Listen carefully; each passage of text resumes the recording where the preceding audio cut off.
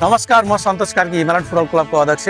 यो हाम्रो 8औं हिमालयन संस्करण चाहिँ हामीले पानासोनिक स्टेडियममा कन्फर्म गरेका छौँ। फाइनल कन्फर्मेसनको जानकारी गराउन चाहिँ सम्पूर्ण मलेसियामा रहने हुने फुटबल टिमका साथीहरूलाई र टिमका म्यानेजरहरूलाई, खेलाडी मित्रहरूलाई म के जानकारी गराउन चाहेँ भन्दाखेरि तपाईँहरूले यस 8औं संस्करणमा आबद्ध हुनको लागि चाहिँ तपाईले सम्पूर्ण टिमले आफ्नो टिमलाई चाहिँ एसोसिएसनमा रजिस्टर गर्नको लागि अनिवार्य छ।